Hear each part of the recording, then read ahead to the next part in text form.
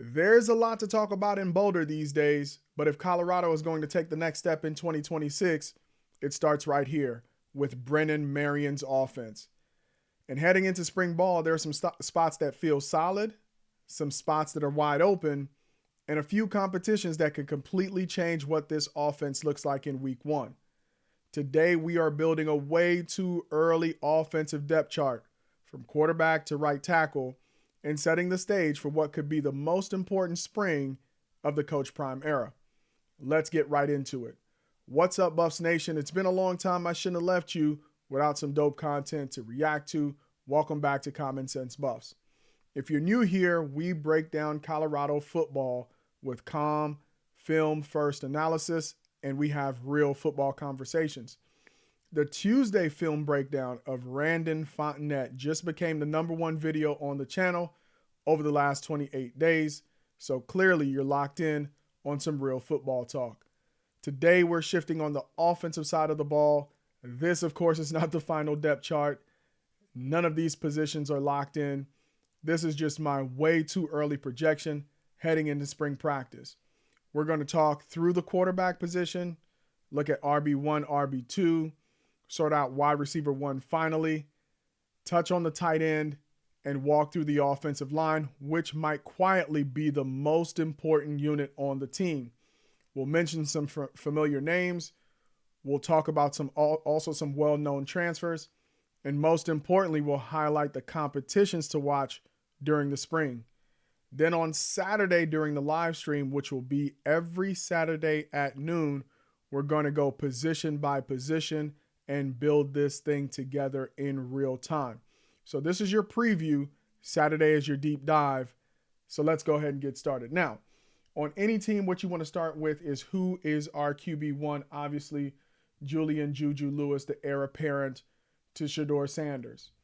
One of the biggest transfers that most folks don't talk about is we were able to find a backup that I would feel very comfortable with if he needed to go in and provide some relief. That's none other than Isaac Wilson, who is out of Utah.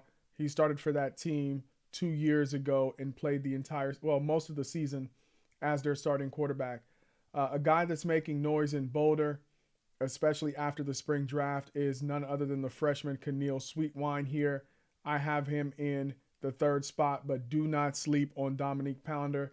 I think he's in his 2nd full season in Colorado. All of these guys, when you watch them in the Well-Off or pregame show or Darius Sanders videos, all of the coaches are really encouraging these guys to push Juju Lewis to be the best that he can be. So, again, none of this stuff is set in stone. We're going to see a lot of movement during spring ball. Now, the thing about the go-go offense is that they usually feature 2 running backs offset to one side of the quarterback. So I'm naming these 2 positions, fullback and running back, in a ode to football days of old, where fullbacks played a prominent role in the game. And so in my depth chart right now, I have Richard Young, the transfer from Alabama, as the fullback, and the Kalen Taylor as the running back.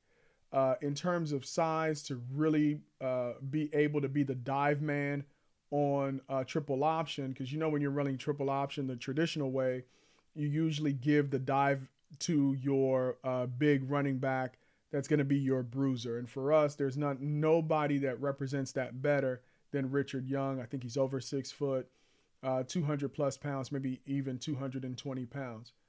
Then we have the Kalen Taylor, right? The Swiss Army knife. This is a guy you could line him up as a running back. Of course, he's going to be in phase with Julian Lewis if they're running the option. He's going to be your pitch man. Somebody you're comfortable pitching the ball to because they have great hands and they're explosive, right? He is one of those guys on this team I can confidently call a home run hitter. Backing them up and in rotation with them, this is not a clear 1-2, right? Where these guys are playing most of the game and you occasionally see these guys. Brennan Marion likes to have a healthy rotation with his running backs. I think these top 4 running backs here are going to carry the load for the team.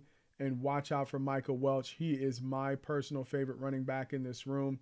I have him behind DeKalen because DeKalen can do so much more, and he is that home run hitter and kind of mirrors a lot of the leading rushers that Brennan Marion has had in the past. I have Micah Welsh paired up with Damon Henderson, again, thinking that fullback, traditional fullback, who's going to be the dive man and who you're going to have as the pitch man. But I also like the potential to see Richard Young and Damian Henderson kind of in the red zone, right? I call that the CTE package. Or you could have Richard Young and Micah Welch in the red zone or short yardage situations, and that's also a potential CTE waiting to happen, right? Bryce Hicks, he's a transfer in. I believe he played with Juju Lewis in high school. I have him here. Jaquel Smith, who's coming over from Sacramento State. Leonardo Valley, I think his name is pronounced, who is a walk-on running back, former linebacker in high school. And then Cam Newton, the highly touted but under-recruited freshman running back out of Texas. I expect a lot of movement, probably not in the top 4, but maybe some surprises there. But I think this bottom 4 here, there's going to be a guy fighting for that 5th running back rotation that's going to emerge out of this group. All right, now I want to pause here because when we get up here, you're going to notice that there are essentially 11 positions here. Now, football is, 12 positions here. Football is a game of 11 people. So I've listed all the traditional positions here and filled them out for the purpose of a depth chart, but you're not going to see all these positions filled, right? You might see a formation where you have an X, a slot, and a Z, but you're not going to have a tight end. You might have formations where you have a tight end, but you're not going to have a Z because you have 2 running backs. So we're going to work through formations when we do deep dive and what the go-go offense likes to have out on the field as some base formations and then some variations as I learn more about this offense and as they go through spring ball. All right, so let's start with the wide receiver since we've been having a lot of conversations. When they're out there with 3 wide receivers, I have Joseph Williams, right? And I have them on the same side as the slot. Traditionally, you have the X by themselves, but because we have a tight end here, we have the Z off the line. Yeah, again, this is not going to really occur on the field, but people who know football know what I'm talking about and why I might have these guys positioned in this manner.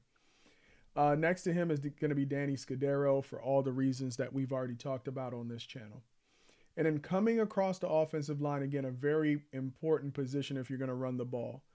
Apparently, Bo Hughley is emerging right now as the leading candidate for that left tackle position.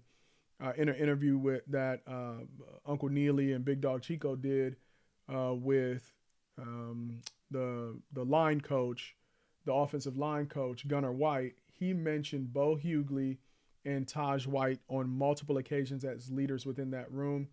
In terms of transfers, highly touted Bo Hughley out of Georgia. He got some playing time, but he's definitely emerging as the guy, as the Jordan Seaton replacement here at left tackle.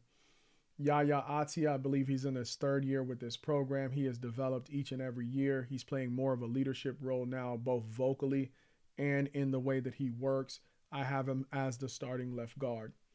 At center, the Houston transfer, Demetrius Hunter, tons of experience here and a lot of production. But this is one of the battles to watch right here. Not a lot of depth at center, but do not sleep on Sean Kinney. He is a guy who came over and is going to challenge Demetrius Hunter here for this center position. However, even if he doesn't win the job, you love to see that your backup center can actually play as a starter. Another competition that I'm watching here, and maybe a competition, there's competition all here, right? So Leon Bell, a starting left tackle over at Cal, played there most of the season, is going to be giving Bo Hughley a run for his money. Of course, Chauncey Gooden, who is a road grader, right? In a run-first offense, Chauncey Gooden is also going to be competing with Yaya or even Jose Soto, who I have plugged in as the starter here. One of the big changes going in this season is Larry Johnson, who was formerly our starting right tackle, has been moved to the inside. I think there's going to be a real battle here. Now, Larry Johnson seems for this team to be a player that they're really investing in his development and see him as the guy who can transition to the inside and really give them a look. I think Jose Soto because of his experience working with Brennan Marion in the go-go offense at Sacramento State.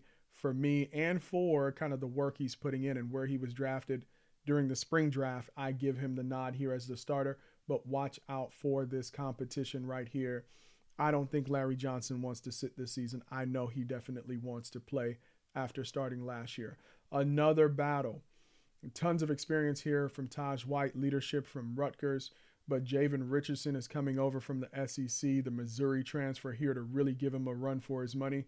But please do not sleep on Andre Roy, the transfer from Maryland, who is in year 2 with this program. I know he wants to get on the field. So at right tackle, the competition is going to be very fierce. Maybe that's why, as part of Larry Johnson's development, he was moved to the inside to give these guys room to really fight it out for reps. Moving over to tight end, I think this one is probably one of the most solidified positions on the team. Thinking about Juju Lewis as a solidified position, Danny Scudero as a solidified position. Maybe you could say that about Joseph Williams, but he's going to have stiff competition behind him.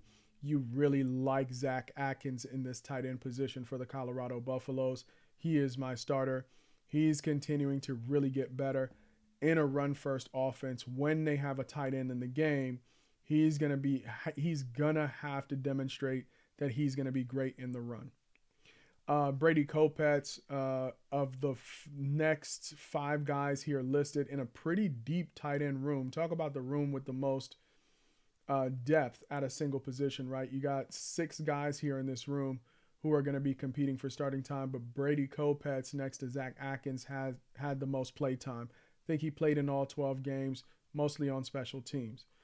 Fisher Clements is the transfer without a lot of play time. I think he came from Northern Colorado. Charlie Williams is another guy with limited play time. And then you have the sophomores, right? Zane D'Souza was a red shirt. I think Corbin got a little bit of run, but he might be a red shirt as well. I'm not completely sure. So there's a lot of movement to be had here with guys who are going to emerge in spring ball to challenge Brady Kopets here for this second tight end spot. Some of these other guys, and I don't want to forget to mention this, there are times when Brennan Marion in run sets will have 6 offensive linemen here. So you could see a world where you might have a Bo Hughley, this starting lineup here, with a Chauncey Gooden in a 6 offensive lineman set, or a Larry Johnson in a 6 offensive lineman set. So a lot of things are going to be interesting. I cannot wait for this practice tape, whatever they allow us to see, of course, and what they're going to be doing on the offensive side of the ball to utilize all these guys and give them play time. Last but not least, now we're talking about the Z wide receiver. I give Cam Perry the nod here. Remember, this is spring ball. A couple of guys here on IR that I have listed, and that's kind of impacting where they are on the depth chart. DeAndre Moore, I believe, is on IR right now. Quanell Farrakhan is on IR right now for me. And Quentin Gibson is on IR right now based on what we saw in the spring draft and kind of where they went. Ernest Campbell is here. Yeah, he's a legit number 2, but these guys are going to push him as well. And he's also running track. So a lot of this stuff is fluid, guys. Let me know what you think. Your opinion is valued and valuable to this channel and the conversation that we're having. If you are excited about spring ball as much as I am, I need you to go ahead and hit that like button. I need you to get in a comment and let me know what you think about my depth chart. Last but not least, go ahead and hit that subscribe. Until next time, peace.